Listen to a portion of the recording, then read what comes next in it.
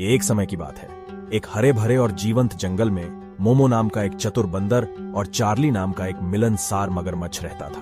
बंदर को एक पेड़ से दूसरे पेड़ पर झूलना, अपने जंगल के दोस्तों के साथ अठखेलियां करना पसंद था, जबकि मगरमच्छ को नदी के किनारे धूप सेंकना अच्छा लगता था। एक धूप वाले दिन जब मनी शाखाओं से छलांग लगा रहा था, उसने देखा कि मगरमच्छ नदी के किनारे पड़ा हुआ था, जो काफी उदास लग रहा था। जिज्ञासु बंदर ने नीचे झुककर पूछा, मगरमच्छ मेरे दोस्त, आज तुम इतने उदास क्यों लग रहे हो? मगरमच्छ ने आह भरते हुए कहा, ओह मनी, मुझे भूख लग रही है, लेकिन नदी में मछलियां मेरे पकड़ने के लिए बहुत तेज हैं। जैसे ही उसके दिमाग में एक विचार आया, बंदर की आंखें शरारत से चमक उठी। चिंता मत करो मगरमच्छ, मेरे पास एक समाधान है। मैं नदी के बीच में एक द्वीप के बारे में जानता हूं, जहां सबसे रसदार और स्वादिष्ट फल उगते हैं। यदि आप मुझे वहां ले जा सके तो मुझे उन स्वादिष्ट फलों को साझा करने में खुशी होगी। आप दावत के बारे में सोचते ही मगरमच्छ की आंखें चमक उठी। सच में बंदर, तुम मेरे लिए ऐसा करोगे?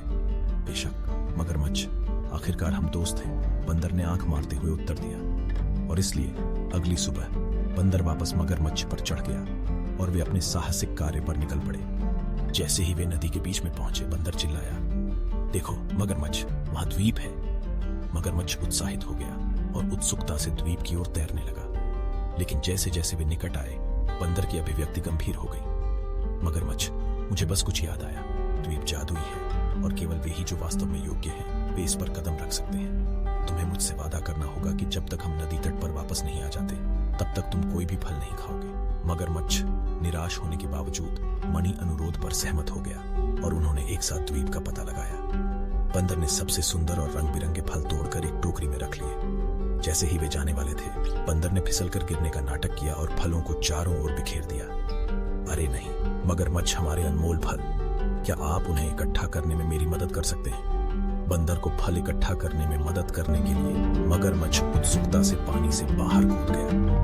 बंदर ने टोकरी मगरमच्छ को सौंप दी और एक तेज चाल के साथ उसने मगरमच्छ पर छलांग लगा दी और उसे नदी के किनारे तक ले गया। जैसे ही वे किनारे पर पहुंचे, मणि ने मुस्कुराते हुए कहा, मगरमच्छ, तुमने द्वीप पर कोई भी फल न खाकर अपनी योग्यता साबित कर दी है। ये फल अब तुम्हारे आनंद के लिए हैं। मगरमच्छ बहुत खुश हुआ और उसने मणि को उसकी दयालुता के लिए धन्यवाद दिया।